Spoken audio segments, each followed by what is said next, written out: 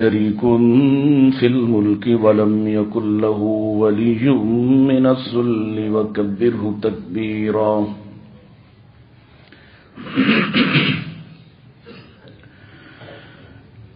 الحمد لله الذي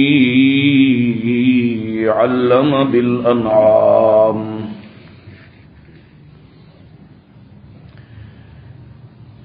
وحرم الحرام،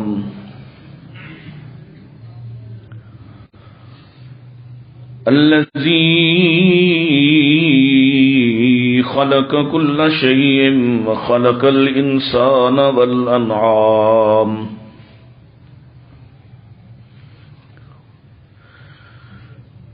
والصلاة والسلام على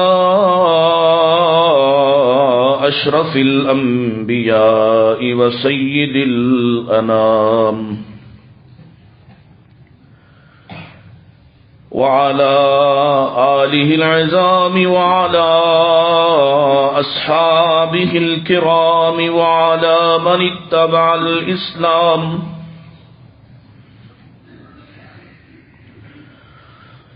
اللهم صل على محمد وعلى آل محمد كما صليت على إبراهيم وعلى آل إبراهيم إنك حميد مجيد. اللهم بارك على محمد وعلى آل محمد كما باركت على إبراهيم وعلى آل إبراهيم إنك حميد مجيد.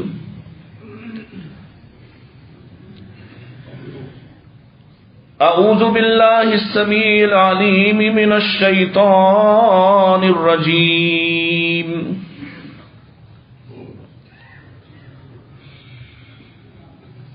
كنتم خير أمة أخرجت للناس تأمرون بالمعروف وتنهون عن المنكر وتؤمنون بالله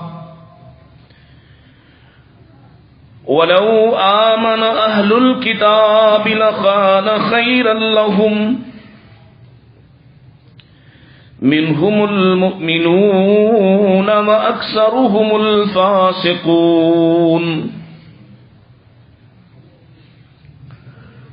وقال الله تعالى فلا وربك لا يؤمنون فلا وربك لا يؤمنون حتى يحكموك فيما شجر بينهم ثم لا يجدوا في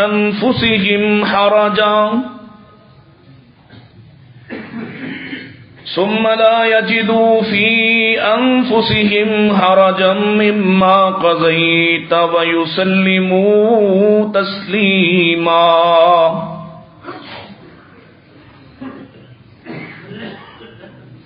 إن أحسن الحديث كتاب الله وخير الهدي هدي محمد صلى الله عليه وسلم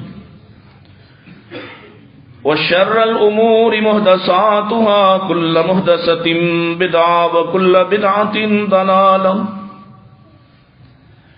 وكل ضلالة في النار.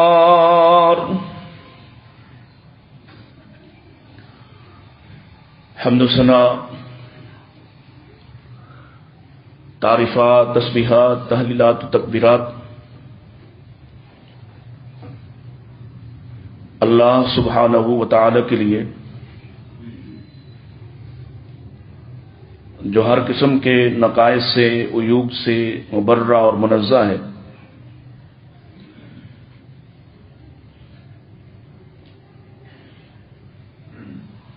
جو جلال اور اکرام والا ہے،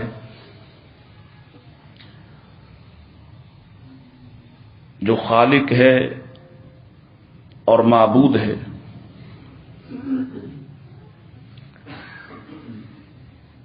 جس نے تمام تر مخلوقات کو پیدا فرمایا اور انسانوں کو ان تمام مخلوقات میں اعلیٰ اور افضل قرار دیا۔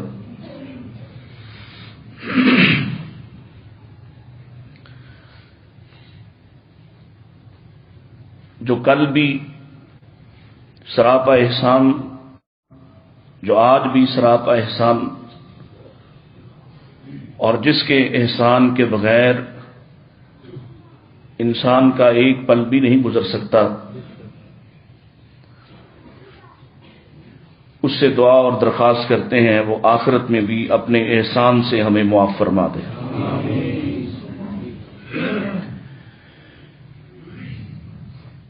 درود و سلام امام الانبیاء سید الاتقیاء جناب محمد مصطفیٰ صلی اللہ علیہ وآلہ وسلم پر۔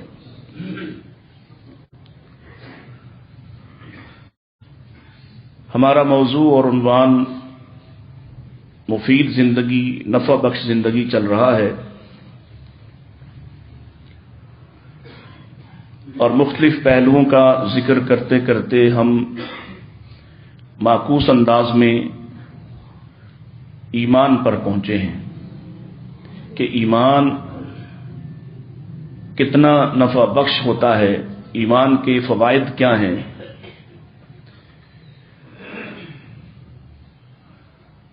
تمام تر اعمال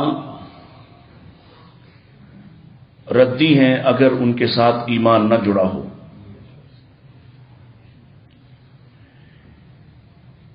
ایمان کے بغیر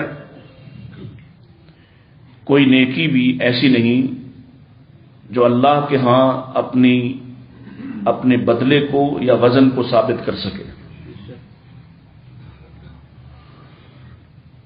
حالانکہ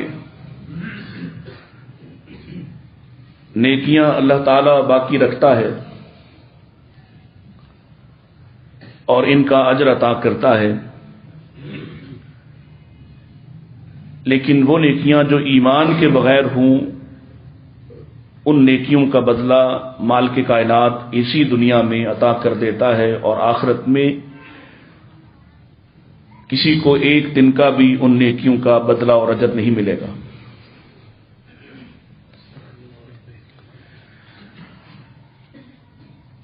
ایمان وہ خاص دولت ہے جس کے بعد انسان کا معمولی سے معمولی عمل بھی قیمتی قرار پاتا ہے، اور بارہا آپ نے ایسی باتیں سن رکھی ہیں۔ ایمان موجود ہو تو کتنا سا عمل اس انسان کے لیے، اس کی بخشش کے لیے اللہ کافی سمجھتے ہیں۔ اس کی مثال آپ کے سامنے ہے، چاہے اس 99 دفتروں والے گناہوں والے انسان کو جس کے پاس صرف کلمہ توحید نکلے، اس کو لے لیں،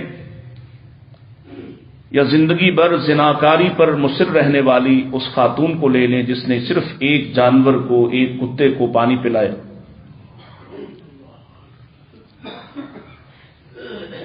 یہ ادنا ترین مثالیں ہیں، اور اگر کسی کا ایمان صحابہ جیسا ہو، اور صحابہ میں سے مہاجرین و انصار جیسا ہو، اور ان میں سے بدر والوں والا جیسا ہو، اور کسی کا عشرہ مبشرہ جیسا ہو، کسی کا خلفائے راشدین جیسا، کسی کا صدیق جیسا ایمان ہو تو اس کے کیا کہنے۔ سو ایمان اپنے درجات کے ساتھ انسان کو فائدہ پہنچاتا ہے۔ ایمان آزمائشیں بھی لاتا ہے۔ ایمان کی آزمائشیں انتہائی کڑی اور سخت ہوتی ہیں، اور یہ ہر زمانے میں ہر انسان کو درپیش ہوتی ہیں۔ اللہ کی سنت یہی ہے، کسی بھی دور میں ایمان پر استقامت آسان کام نہیں ہوتا۔ یہ امتحان طلب ہے، امتحان ہوتا ہے ہر کسی کا، ہر کسی کو آزمایا جائے گا۔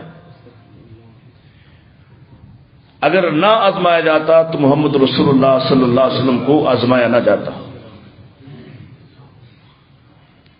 جو خود منبع ہیں اس نور کا، اس ہدایت کا، خود سرچشمہ ہیں،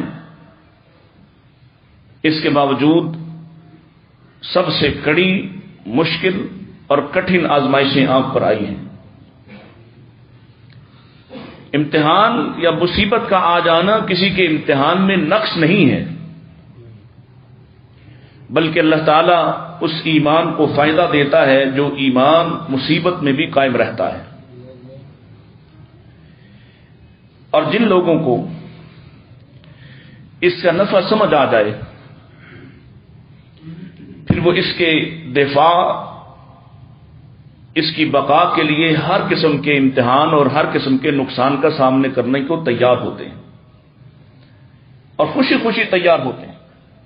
جیسے اللہ کا قرآن کہتا ہے، بدر، یہ احزاب کے دن ہیں اور مشکل ترین گھڑیاں ہیں، سارا عرب امڈ آیا ہے، منافقین کے حوصلے پست ہو گئے ہیں اور منافقین چھٹ گئے ہیں، اسلام والوں کے ساتھ ان کا واضح فرق محسوس ہوتا ہے۔ مدینہ کے اندر رہنے والے یہودی اپنے معاہدے کے باوجود بدعہدی پر تل آئے ہیں کہ حالات اتنے ناگوار یا اتنے مشکل ہیں کہ سامنا کرنے کی کسی کی ہمت نہیں ہوتی، لیکن ایسے میں ایسے لوگ بھی موجود تھے جنہوں نے ان لشکروں کو دیکھ کر کہا یہ تو وہی وعدہ ہے جو اللہ اس کے رسول نے ہم سے کیا تھا۔ اور اللہ تعالیٰ نے ان کی کیفیت یوں بیان فرمائی ہے کہ ان میں وہ لوگ بھی ہیں، منہم من قضا نحبہ، ان میں وہ لوگ بھی ہیں جو اپنے ایمان کی اس پرکھ میں، اس امتحان میں کامیاب ہو کر اپنی جانیں دے کر اللہ کی طرف جا چکے ہیں۔ وَمِنْهُمْ مَن يَنتَظِرُ، اور ایسے لوگ بھی ہیں جو ابھی اس انتظار میں ہیں کہ ہماری باری کب آتی ہے اللہ کے لیے اپنی گردنیں پیش کرنے کو۔ ایمان سب سے قیمتی چیز ہے، اس کے دفاع اور اس کی بقا کے لیے جو آدمی جتنی کٹھن حالات سے گزرتا ہے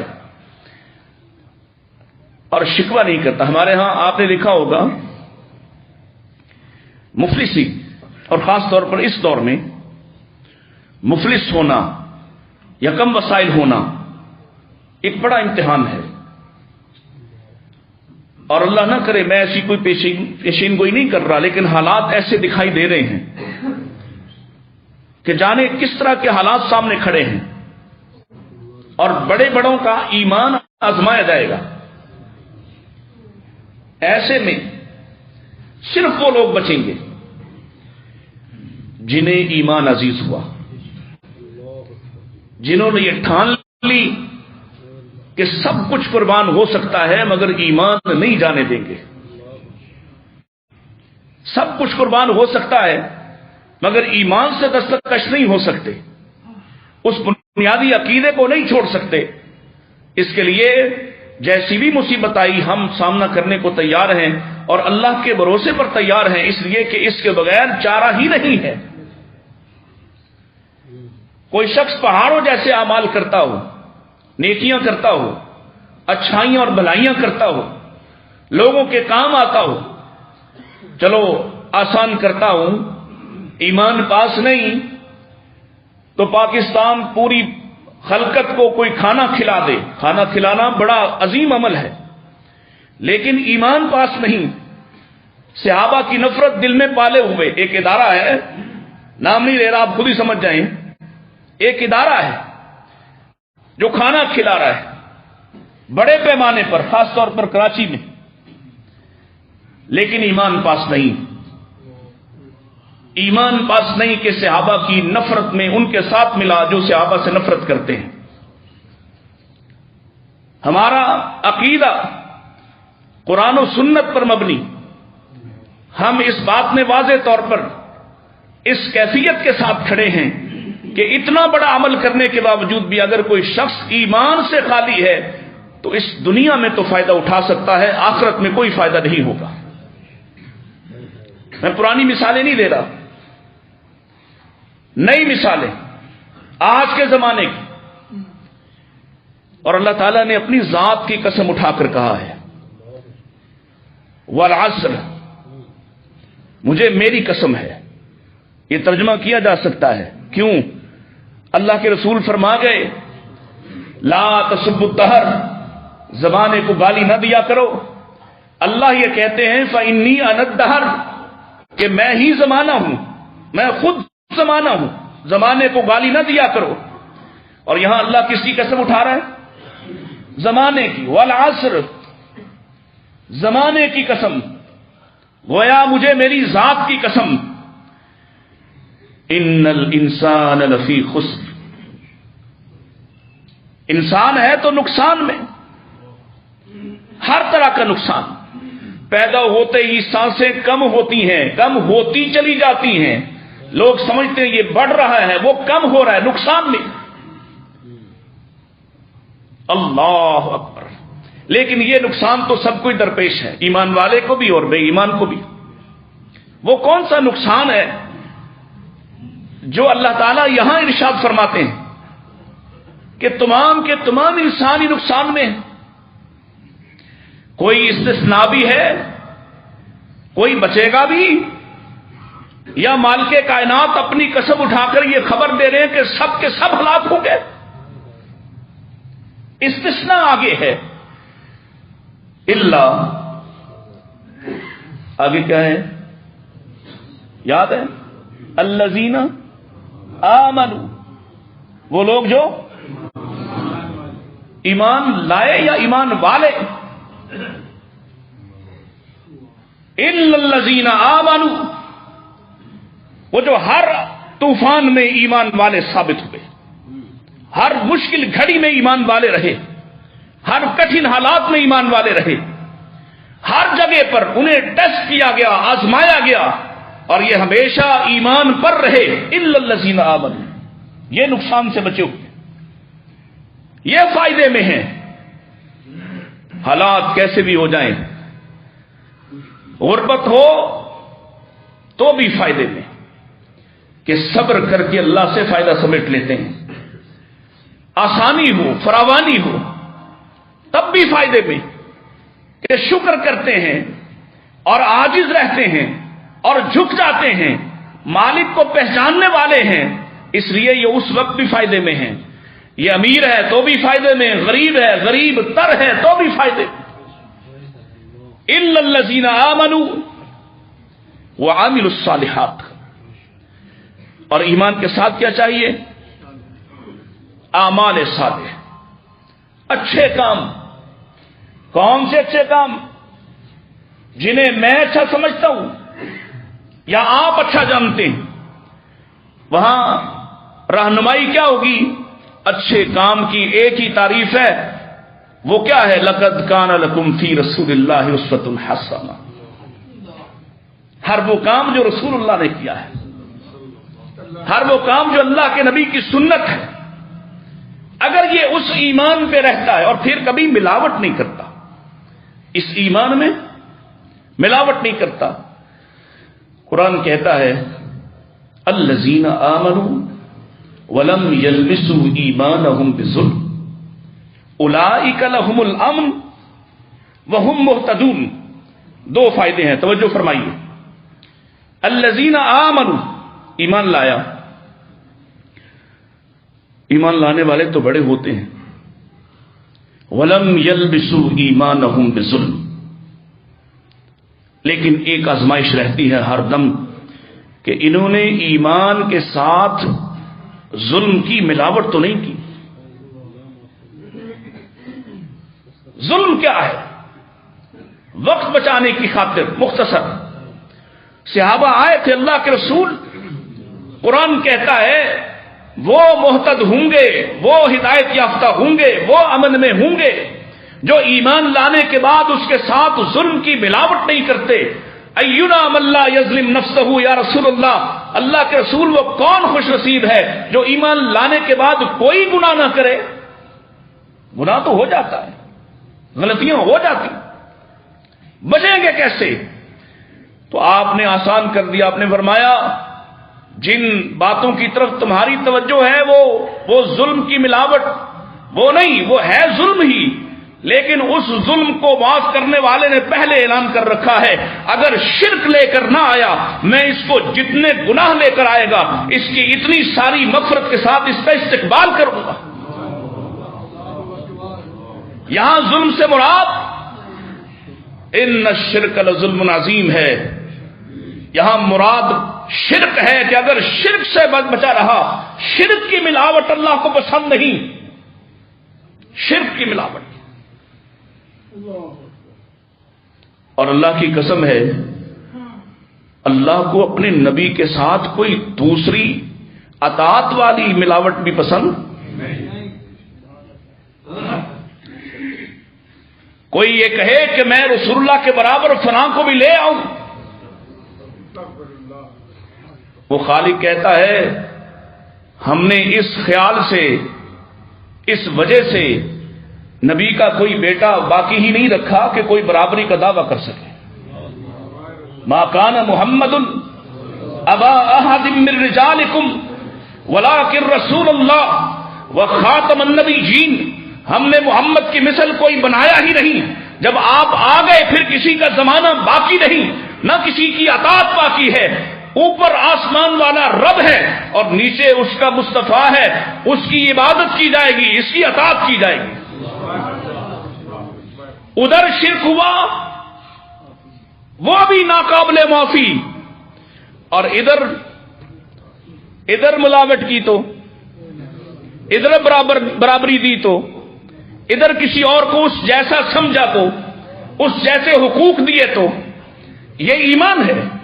ایمان الایمان باللہ ہے، ایمان اللہ کے رسول کو رسول ماننا، اللہ کے رسول کو نبی ماننا، اللہ کے رسول کو اللہ کا بندہ ماننا، اللہ کے رسول کو خاتم النبیین ماننا ہے۔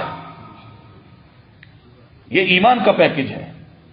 ایمان میں دونوں ذاتیں شامل ہیں، دونوں کی حیثیت کو تسلیم کرنا ہے۔ بچے گا کون پھر؟ ایمان والا۔ ایمان والا کون ہے؟ جو اس کے حق کو بھی پہچانتا ہے اور مدینے والے کو بھی، جو دونوں کے معاملات میں، دونوں کی اطاعت میں اور دونوں کے حقوق میں کسی دوسرے کو بھی دخل دیتا ہے، اللہ کی قسم اس کے پاس ایمان نہیں ہے۔ میں ایسے نہیں کہہ رہا، میرے نبی فرما گئے ہیں لا یؤمن احدکم حتی یکون ہواہ تبعا لما جئت بہ، تم میں سے کوئی اس وقت تک مومن ہونے کا دعوے دار نہیں ہو سکتا جب تک کہ جو کچھ میں لایا ہوں وہ اس لائے ہوئے دین کے مطابق اپنی تمام تر خواہشات کو کر نہیں لیتا ہے۔ ایک خواہش بھی اگر محمد کے مخالف کھڑی کرتا ہے، اللہ کی قسم ہے اس کے پاس ایمان نہیں ہے۔ میری لائی ہوئی شریعت کے تابع ہونا پڑے گا، یہ ایمان ہے۔ اور اس کے فائدے جن کو سمجھ آئیں اور جن کو سمجھ آ گئے، آپ کبھی ان کی حالت کو دیکھیں، یہ تو قرآن مجید ہے وَلَمْ يَلْبِسُوا إِيمَانَهُمْ بِظُلْمٍ۔ اب یہ جو ملاوٹ نہیں کرتا، اس کے لیے دو فائدے ہیں۔ پہلا أُولَٰئِكَ لَهُمُ الْأَمْنُ، یہ امن میں ہوگا۔ کہاں؟ یہاں تو آزمایا جائے گا، یہاں تو گالی، یہاں تانا، یہاں دھکے، یہاں طنز، یہاں کئی قسم کے امتحانات، یہاں امن ملے گا؟ نہیں، یہاں تو مشکلیں ہیں، یہاں مشکلیں ہیں۔ ایمان کا بدلہ یہاں مشکلیں ہیں، یہاں آسانی ڈھونڈتا ہے اگر کوئی ایمان کے بدلے تو مشکل ہے، مل جائے تو اللہ کی رحمت ہے، لیکن عمومی حالات کیا ہیں؟ یہاں امتحان، مصیبت، مصائب، پریشانی، دکھ، تکلیف، تان و طنز یہاں ایمان کے بدلے میں ہے۔ تو یہ امن کہاں ہوگا؟ اللہ اکبر، یوم یفر المرء من اخیہ وامہ وابیہ وصاحبتہ وبنیہ، جس دن کوئی ماں ماں نہیں بنے گی، جس دن کوئی باپ باپ نہیں رہے گا، جس دن کوئی بھائی بھائی نہیں بنے گا، جس دن کوئی شوہر شوہر نہیں رہے گا، وہ دن جس دن سب رشتے ناطے ٹوٹ جائیں گے، وہ دن جس دن پیارے نبی فرما گئے زمین تانبے کی طرح تپتی ہوئی اور زمین اس طرح کی، اور تم کیسے ہو؟ یحشر الناس عراتا حفاتا غرلا، تم غیر مختون بغیر کپڑوں کے کھڑے ہو، دھوپ میں کھڑے ہو۔ نبی کریم فرما گئے اس دن آسمان کا سورج 1 میل کا مقدار میل، 1 میل کی مقدار ہوگا، چلو فاصلے والا میل مان لیتے ہیں، 1 میل پر سورج ہوگا۔ وہ دن گھبرانے کا دن ہے، پریشانی کا دن ہے، اور گھبراہٹ کا عالم کیا ہے؟ لوگ جائیں گے مختلف انبیاء کے پاس، اختصار اور مفہوم عرض کر دیتا، انبیاء کے پاس جائیں گے کہ تمہارا عہدہ مرتبہ فلاں ہے، ہم سے ہمارے لیے اللہ سے اتنا ہی مانگ لو، ہمارا حساب شروع کر دے۔ وہ انکار کر دیں گے، میں نہیں جا سکتا، میرا تو یہ معاملہ کھڑا ہے، میں نہیں جا سکتا، میرا تو یہ معاملہ کھڑا ہے۔ پھر لوگ مل کر سیدنا عیسیٰ علیہ السلام کے پاس جائیں گے اور ان سے جا کے کہیں گے آپ کلمت اللہ ہیں، آپ روح اللہ ہیں، آپ جا کے سفارش کیجئے۔ وہ کہیں گے سفارش تو میں بھی نہیں کر سکتا، میں اس کی خبر دے دیتا ہوں جو سفارش کرنے والا ہے۔ اور لوگ مصطفیٰ کے پاس آئیں گے، سیدنا عیسیٰ ان کی رہنمائی کریں گے، وہ آ کے آپ سے پل صراط پر درخواست کریں گے امتیں پریشان ہیں، آئیے اپنے رب سے درخواست کیجئے کہ وہ حساب لے لے، انتظار اب مزید نہیں ہوتا ہے۔ وہ دن، اس دن امن میں کون ہوگا؟ اس دن امن میں کون ہوگا؟ جس دن انبیاء گھبرائے ہوئے، اس دن ایمان والا امن میں ہوگا۔ اولئک لہم الامن، اس دن اس کے لیے دوسروں کے لیے فرمایا ہے کہ اس دن کی مقدار کان مقدارہ 50,000 سنہ، 50,000 سال کے برابر، 50,000 سال۔ معلوم تاریخ میں 50,000 نہیں پورے ہوتے، معلوم تاریخ میں 50,000 سال پورے، گویا یہ پوری دنیا اب تک آخرت کے ایک دن کے مقابلے میں ابھی تک اس کی زندگی نہیں بنتی ہے۔ لیکن ایمان والے کے لیے پیارے نبی فرماتے ہیں اس کو اتنا سا انتظار کرنا پڑے گا جیسے 2 رکعت نماز ہوتی ہے۔ اللہ اکبر۔ اولئک لہم الامن، یہ ہے امن، راحت۔ ایک اعلان ہوگا وامتازوا اليوم ایھا المجرمون، مجرموں الگ کھڑے ہو جاؤ۔ لوگ چھٹ جائیں گے اور جو باقی رہ جائیں گے وَوُجُوهٌ يَوْمَئِذٍ مُسْفِرَةٌ، جب مجرم ان سے نکلیں گے ان کے چہرے چمک اٹھیں گے، ضاحِكَةٌ مُسْتَبْشِرَةٌ، مسکرا اٹھیں گے۔ اللہ اکبر۔ ان کے لیے یہ ایمان کے فائدے، وَهُمْ مُهْتَدُونَ۔ اور دنیا میں ایمان کا فائدہ کیا ہے؟ ہدایت والی زندگی۔ فَلَنُحْيِيَنَّهُ حَيَاةً طَيِّبَةً، یہ بدکاروں کو ملتی، فراڈیوں کو ملتی، ملعونوں کو ملتی، ظالم حکمرانوں کو ملتی۔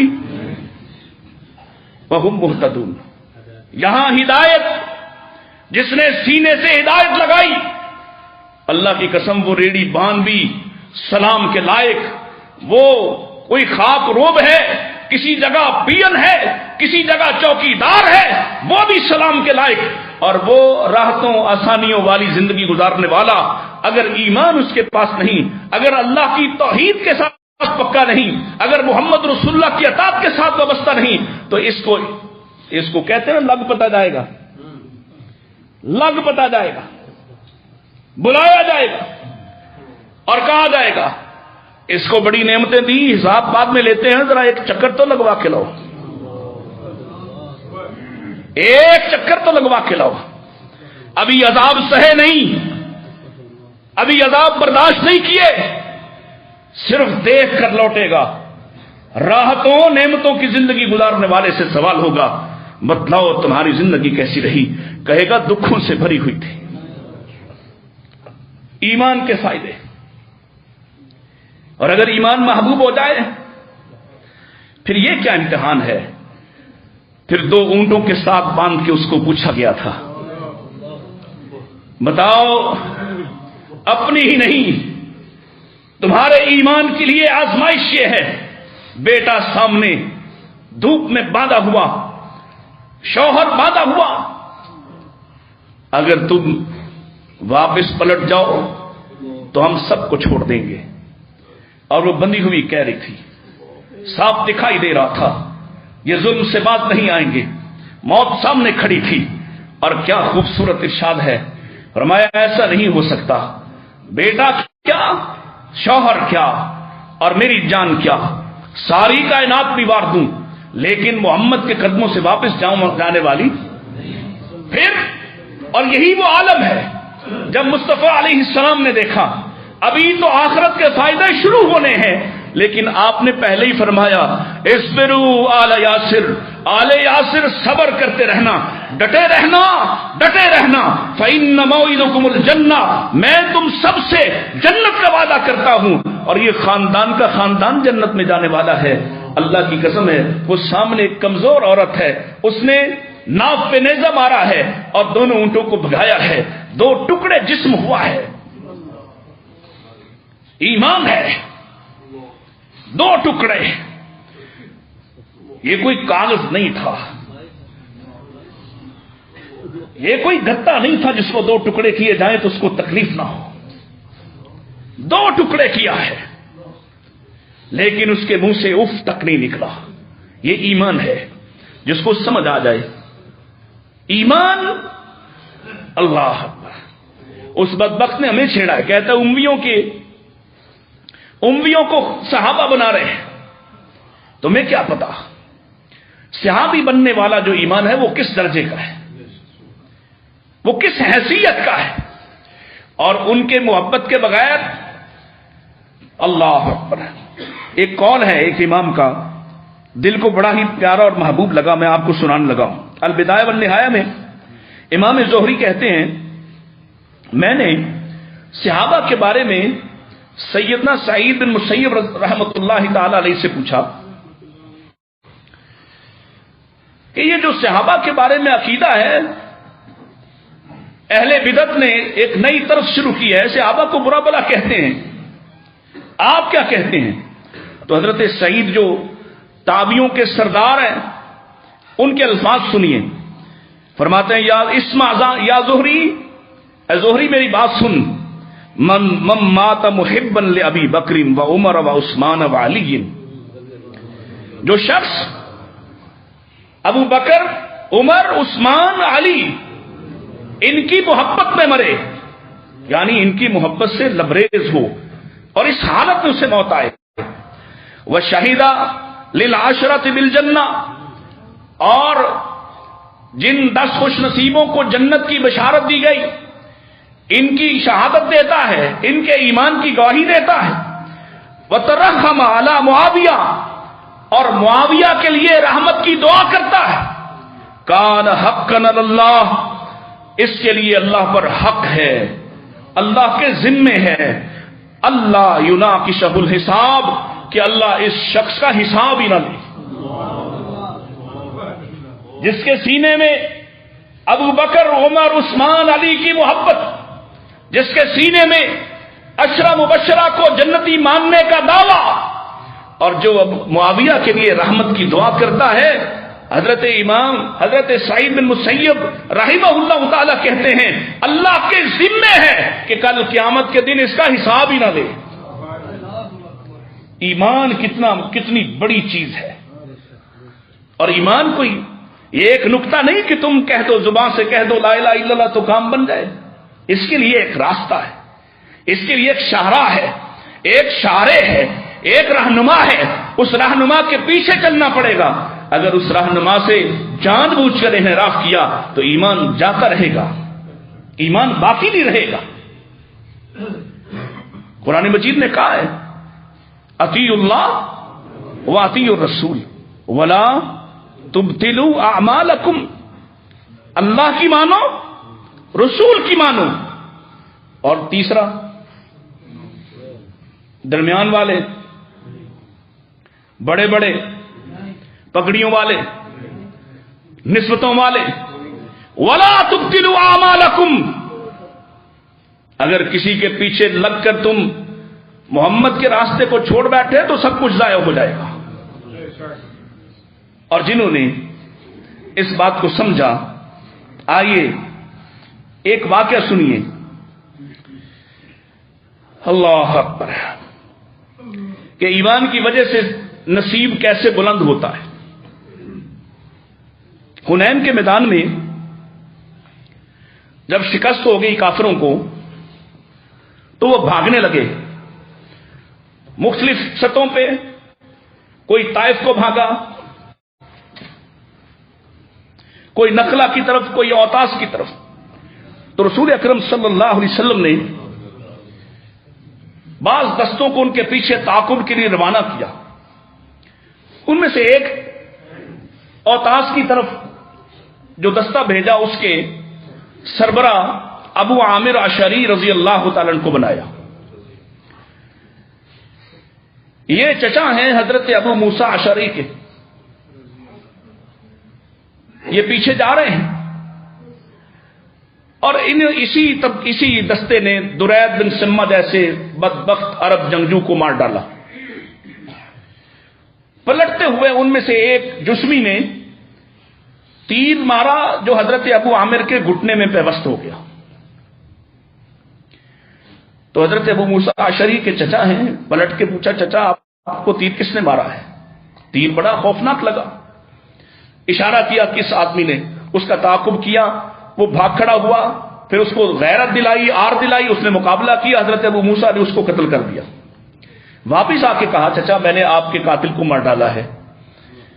فرمایا میری ٹانگ سے تیر نکالو. جب تیر نکالا گیا تو گھٹنے کا پانی بھی ساتھ ہی نکل گیا. نکاحت طاری ہوئی، عمر رسیدہ ہے، دم رخصت ہے. دیکھیے صحابہ کا ایمان کیسا ہے اور ان کی محبت رسول اللہ کے ساتھ کیسی ہے. ابو موسیٰ اشعری سے کہتے ہیں سنو میرے بھتیجے، اللہ کے رسول کو میرا سلام کہنا اور کہنا ابو عامر کے لیے بخشش کی دعا کر دیں. اللہ اکبر. حضرت ابو موسیٰ اشعری واپس آئے اور آ کے رسول اللہ صلی اللہ علیہ وسلم کو یہ واقعہ سنایا، یہ ساری کیفیت بیان کی. تو آپ کی دعا سن لیں. آپ نے کیا فرمایا؟ آپ نے پانی منگوایا، وضو کیا اور ہاتھ اٹھا لیے اور آپ فرمانے لگے اللہم اغفر لعبید ابی عامر. اللہ عبید بن ابی عامر کو معاف فرما دے. اب دعا نبی فرما رہے ہوں، نہیں سمجھے؟ نبی دعا فرما، ایک شہید ہے اور اس کے لیے اللہ کے رسول دعا کر رہے ہیں. اللہ ابی عبید کو اللہ عبید بن ابی عامر کو معاف فرما دے. اتنا ہی نہیں، اگلے الفاظ اللہم اجعلہ یوم القیامت فوق کثیر من خلقک من الناس. اللہ کل قیامت کے دن اسے بہت بڑی آبادی تعداد انسانوں سے بلند مقام عطا کرنا، ایک کثیر طبقے سے بلند کر دینا اس کو، گویا جنتیوں میں سے بھی اعلیٰ ترین جنت عطا کر دے. اللہ اکبر. جب یہ دعائیں سنی رسول اللہ کی تو حضرت ابو موسیٰ اشعری رضی اللہ تعالیٰ کہنے لگے واہ واہ کیا نصیب ہے چچا تیرا، نبی پاک تیرے لیے دعا کر رہے، نبی پاک تیری بلندی درجات کی دعا کر رہے، اللہ کے نبی تیرے انسانوں سے بلند ہونے کی دعا کر رہے. کھسک کر قریب ہوئے اور آہستہ سے کان میں کہا اللہ کے رسول میرے لیے بھی دعا کر دیں، میرے لیے بھی دعا کر دیں. اور آقا فرماتے ہیں اللہ اکبر اللہم اغفر لعبد عبداللہ ابن قیس، اللہ عبداللہ ابن قیس کو بھی معاف فرما دے، وادخلہ یوم القیامت مدخلا کریما، اور اسے جنت میں کل عزت دار داخلہ عطا فرمانا، شان والا داخلہ عطا فرمانا۔ جنہوں نے ایمان کو قیمتی سمجھا ان کے لیے ترجیحات مختلف تھیں، ان کی کیفیات مختلف تھی، ان کی سوچ و بچار دوسروں سے مختلف تھی۔ اگر ہمیں بھی ایمان عزیز ہے اور اگر ہم چاہتے ہیں کہ ہمارے لیے بھی ایمان واقعی نفع بخش بن جائے تو پھر اس کے امتحانات کے لیے تیار رہا کریں۔ ایمان اتنی اہم چیز ہے کہ کافر کے گھر میں پلنے والے کو بھی فائدہ پہنچا دیتا ہے، اور اتنا قیمتی ہے کہ نبی کے گھر میں پلنے کے باوجود بھی اگر ایمان موجود نہیں تو فائدہ ہونے دیتا۔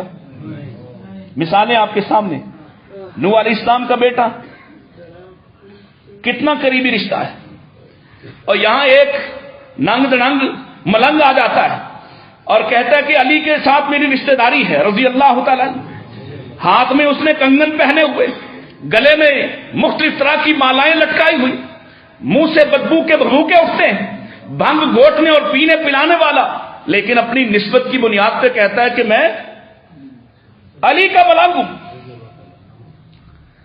اللہ اکبر، علی رسول اللہ کے داماد ہیں، علی رسول اللہ کے داماد ہیں، آپ رسول اللہ صلی اللہ علیہ وسلم کے پروردہ ہیں، علی ایمان والوں کے لیے ایمان کی نشانی ہے، لیکن بے ایمانوں کے لیے کوئی ضمانت، بغیوں کے لیے کوئی راحت۔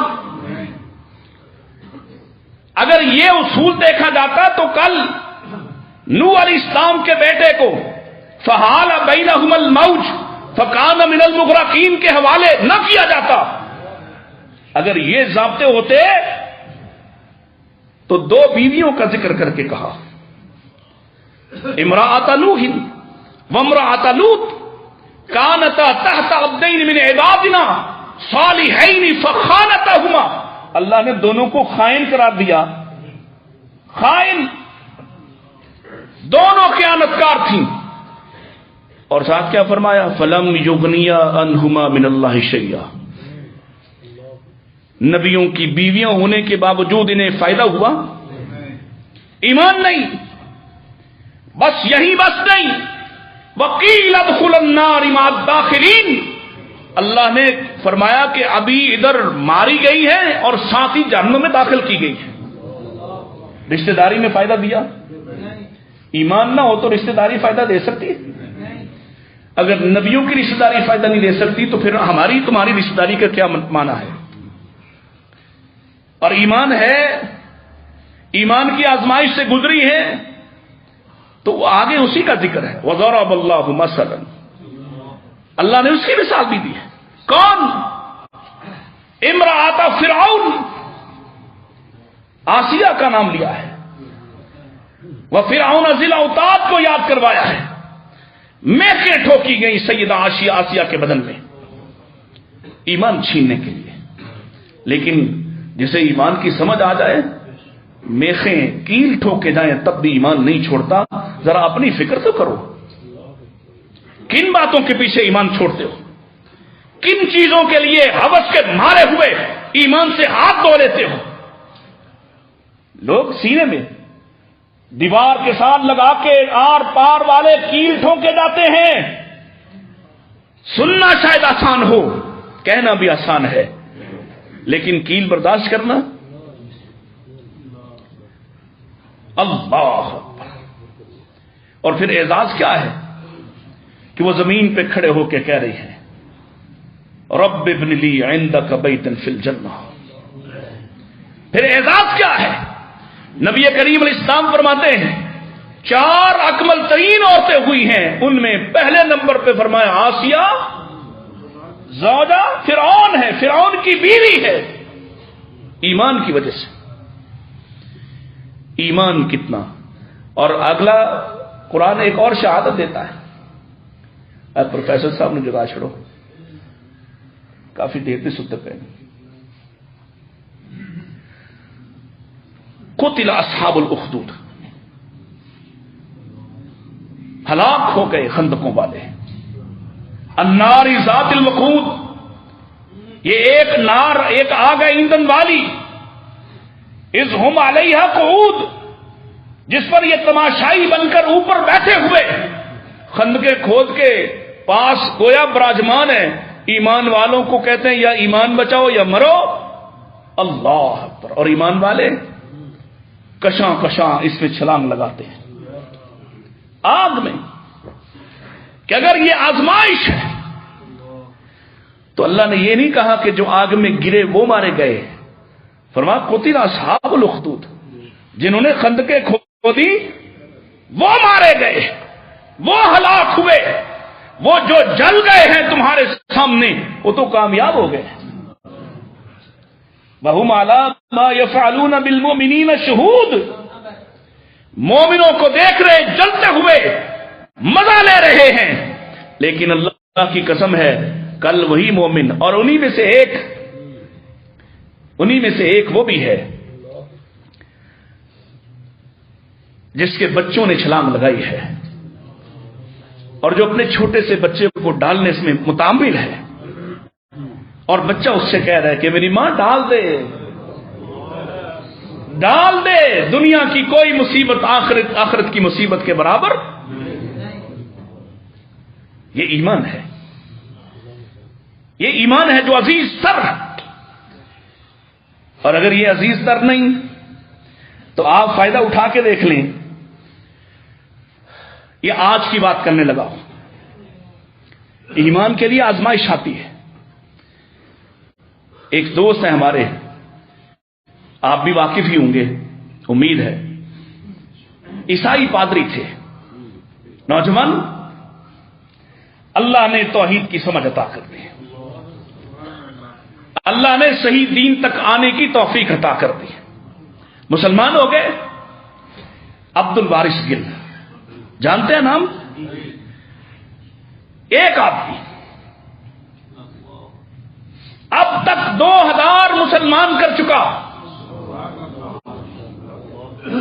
وہ وہاں کی ضلالتوں گمراہیوں میں پڑے ہوئوں کو نکال کر ادھر آ رہا.